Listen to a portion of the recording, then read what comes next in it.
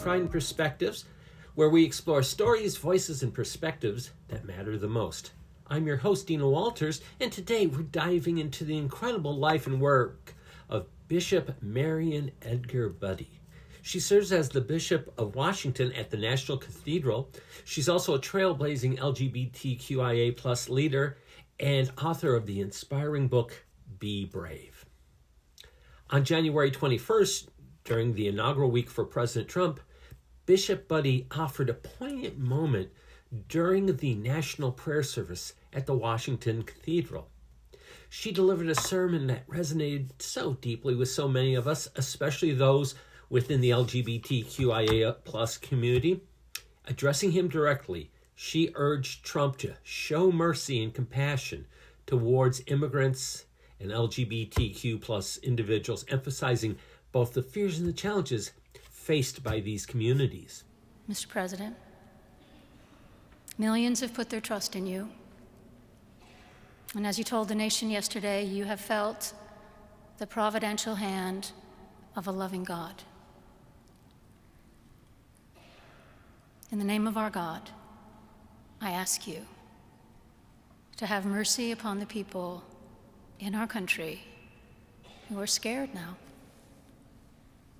There are gay, lesbian, and transgender children in Democratic, Republican, and independent families, some who fear for their lives.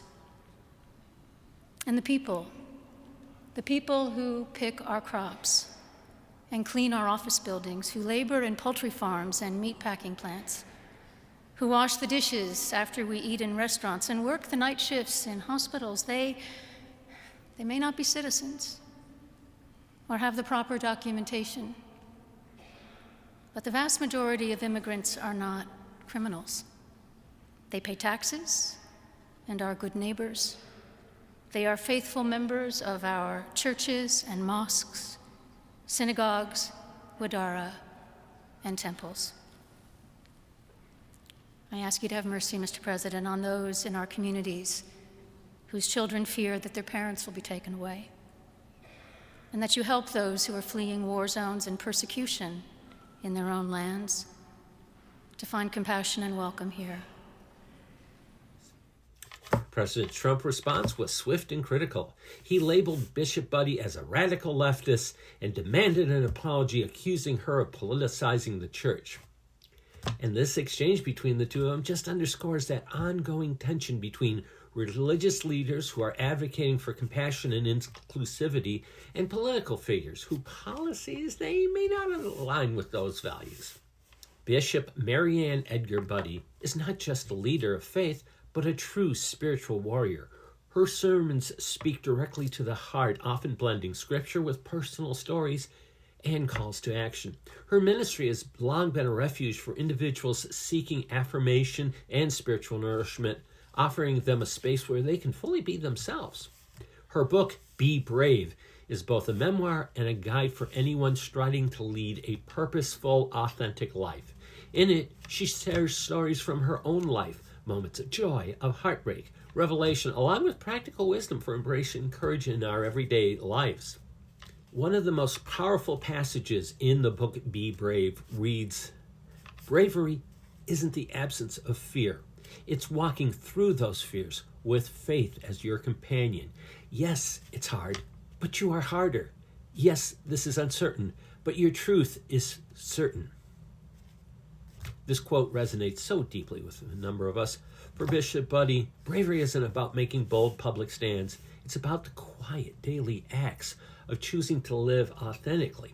It's about speaking up when silence feels easier, about reaching up when isolation seems safer, and staying true to yourself, even when it seems costly.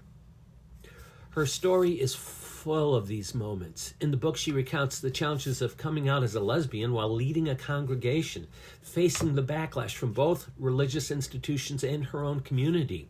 Yet through it all, she chose to be brave. Not only for herself, but for everyone who needs to see that faith and queerness, they can coexist. Be Brave also offers profound lessons for all of us in navigating our lives. One of its central themes is the idea that courage doesn't mean going alone.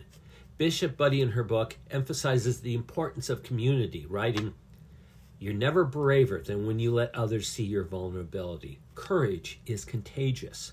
When you allow others to walk beside you, your bravery then becomes their bravery." This message feels just so vital today. In a world that often seeks to divide and isolate, building and leaning on our families, our chosen families, and our friends is an act of resistance. She reminds us that our collective courage creates ripples of change far beyond ourselves. Her book also speaks directly to the intersection of faith and authenticity. For those who have felt excluded, wounded by religious spaces, Be Brave offers you a roadmap for healing and reclaiming your own spirituality on your own terms. She calls for us to see faith as not a set of rigid rules, but as a living, breathing relationship with ourselves, with others, and with the divine. So what can we take away from Bishop Budde's work and put into practice in our lives? Here are 3 takeaways from the book Be Brave. Number 1, speak your truth. She writes, "Your voice is your greatest weapon against injustice. Use it wisely and often. Whether in relationships, in workplaces, or public spaces, speaking your truth is a radical act of bravery." 2, find your anchors. She encourages us to identify the people, practices, and beliefs that keep us grounded. She shares how prayer and meditation became lifelines during moments of her doubting, and she invites us to find those sources of our own strength. 3, and my favorite, lead with love.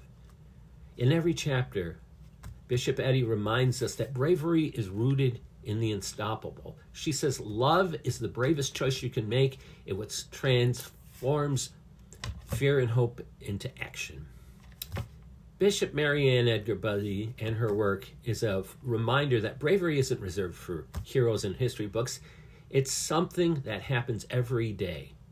Her book, Be Brave, is an invitation to rise above our fears, embrace our full selves, and create a world in which everyone can thrive. If you haven't read the book yet, you might just want to pick up a copy. It's not just a book, it's a companion for anyone on a journey of self-discovery, healing, and transition. So, thanks for joining me today on this episode of Pride and Perspective. Remember, bravery starts with small intentional choices that you can make today. I'd love to hear your thoughts on this conversation. Let's keep it going.